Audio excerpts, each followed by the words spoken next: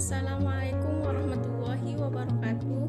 Saya Dede Angelina Pane dari Biologi 3 semester 4. Di sini saya ingin menjelaskan tentang gametogenesis.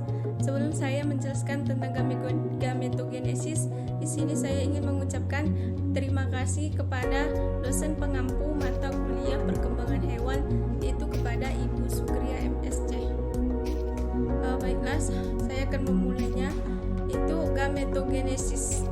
Gametogenesis itu adalah proses pembentukan gamet atau sel kelamin. Gametogenesis ini dibagi menjadi dua bagian, yaitu yang pertama spermatogenesis, yang kedua itu oogenesis. Spermatogenesis itu adalah proses pembentukan sperma pada pria. Oogenesis itu adalah proses pembentukan sel telur pada wanita, atau yang lebih tepatnya itu di dalam ovarium. Spermatogenesis itu terjadi di dalam testis yang mengandung saluran tubulus seminiferus, yaitu mengandung sel induk atau yang disebut dengan spermatogonium. Spermatogenesis ini dimulai pada saat dia memasuki masa puber, dan yang terjadi di sepanjang hidup, yaitu terjadi pada pria. Jadi proses pembentukannya itu terjadi terus menerus sampai dia itu sampai batas waktunya itu tidak ada. Proses spermatogenesis ini menghasilkan sekitar 100 sampai 400 juta per hari spermatin. Pada spermatin itu nanti akan mengalami pematangan yang terjadi di dalam epididermis, dan yang tentunya itu dipengaruhi oleh hormon testosteron. Untuk memahaminya, saya akan menjelaskan tentang prosesnya spermatogenesis itu. Spermatogenesis ini disebut dengan spermatogenium, atau pada spermatogenesis ini terjadi di testis, yaitu mengandung saluran tubulus seminiferus. Tubulus seminiferus itu mengandung sel induk atau yang disebut dengan spermatogenium. Spermatogonium ini adalah sel induk yang berkromosom diploid atau 2N. Spermatogenium ini nanti akan mengalami perbanyakan secara mitosis dengan ciri khasnya itu yang sama.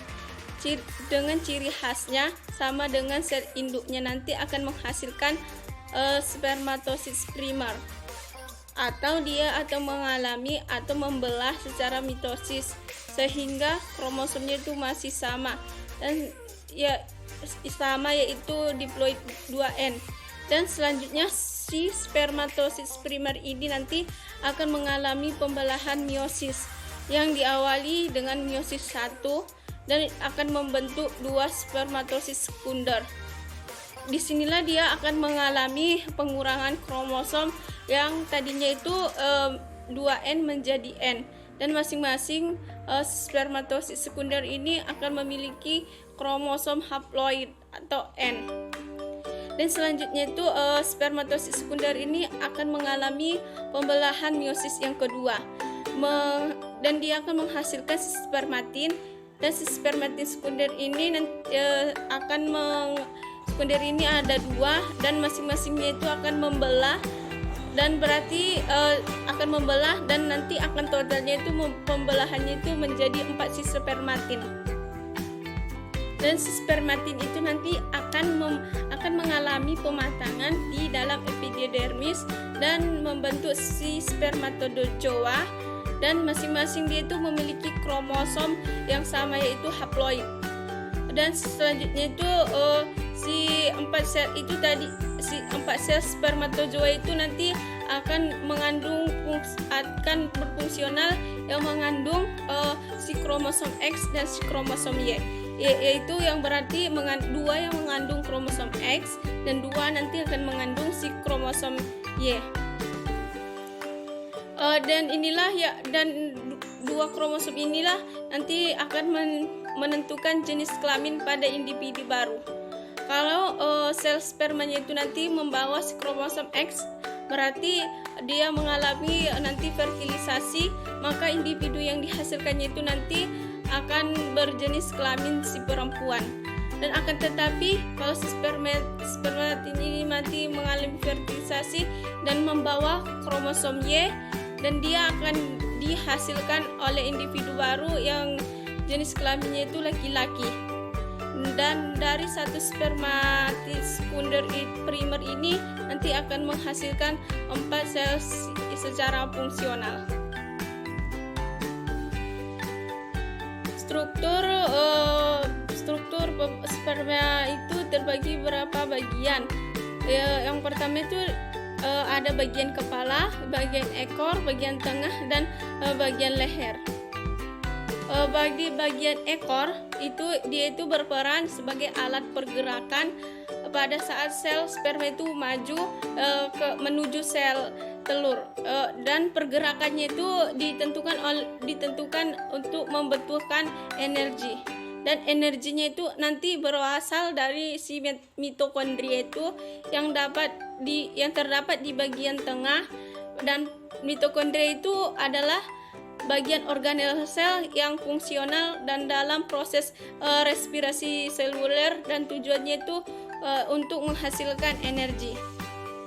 Kedua itu ada bagian kepala, yaitu di bagian kepala itu ada nukleus yang fungsinya itu sebagai penentu sifat, dan kemudian juga ada kromosom dan akrosom ini dan kemudian juga ada akrosom. Dan akrosom ini nanti akan mengandung enzim yang terutama itu enzim yang berfungsi untuk menembus di bagian sel telur.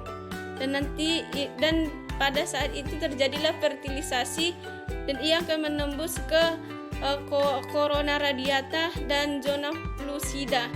Dan itulah yang disebut dengan struktur pembentukan sperma. Hormon yang mempengaruhi spermatogenesis itu adalah, yang pertama itu ada hormon FSH, yaitu untuk merangsang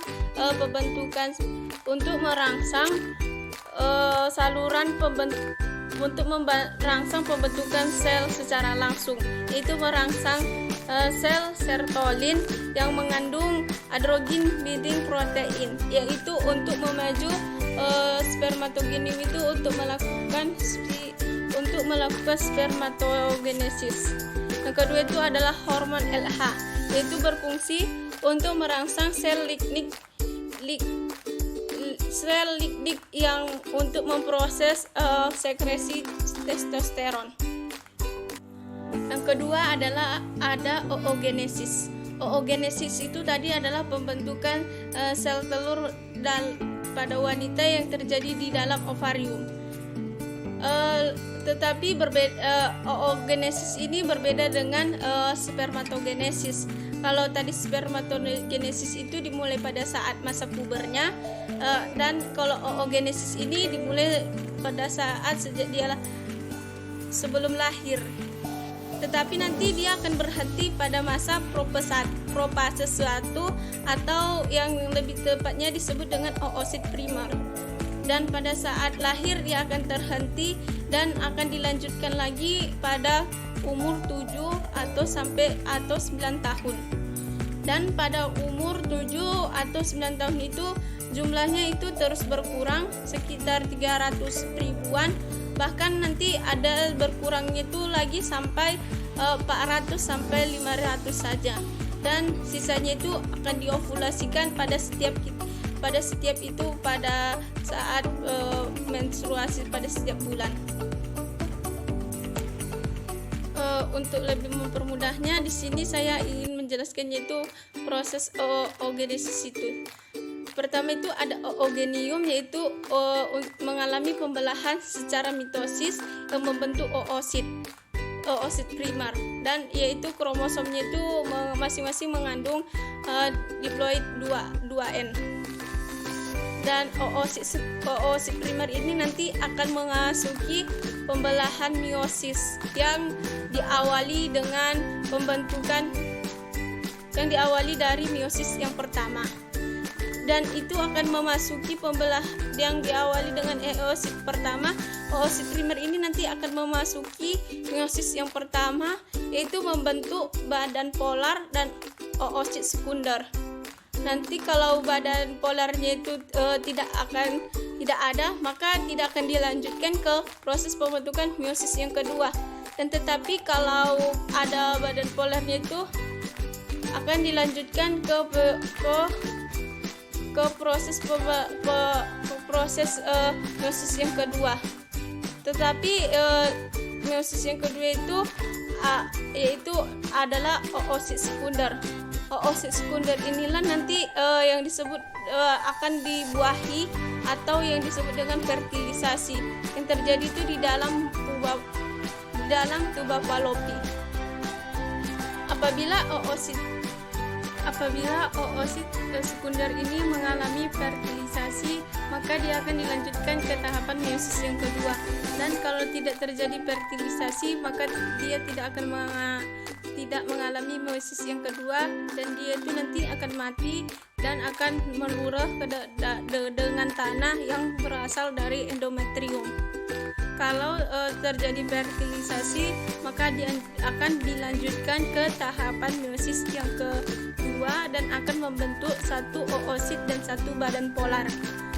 Kalau badan polarnya itu nanti akan mengalami kematian atau degenerasi, yang akan berkembang itu nanti ootit menjadi ovarium, dan berarti inti sel yang fungsionalnya itu adalah oogenium dan akan membelah secara mitosis dan akan membentuk oosit primer, dan kromosomnya itu masih di diploid. Oosit primer ini nanti akan membelah secara meiosis yang pertama dan akan membentuk satu badan polar dan satu oosit sekunder. Yang badan polar ini nanti akan memasuki meiosis yang kedua dan akan tetapi dia akan nanti memasuki meiosis yang kedua, yaitu oosit sekunder itu pun jika terjadi fertilisasi. Dan selanjutnya itu oosit sekunder ini nanti akan memasuki tahapan meiosis yang kedua, maka akan membentuk membentuk satu badan polar dan juga satu ootit. Ootit ini nanti akan menjadi sel telur atau ootit, dan inilah yang nanti disebut dengan ovum atau sel telur, dan kemudian itu membentuk badan polar dan yang sama akan mengalami degenerasi, dan itulah yang tadi disebut hormon yang mempengaruhi oogenesis. Yang pertama itu adalah hormon FSH, itu berfungsi untuk merangsang pertumbuhan sel-sel folikel sekitar sel ovum. Yang kedua itu hormon testosteron, yaitu berfungsi untuk merangsang sekresi hormon LH. Yang ketiga itu adalah hormon LH yang berfungsi untuk merangsang proses terjadinya ovulasi atau proses pematangan sel ovum. Yang keempat itu adalah hormon progesteron yang berfungsi untuk menghambat sekresi FSH dan LH. Mungkin sampai sini yang bisa saya sampaikan. Kurang dan lebihnya saya mohon maaf. Wassalamualaikum.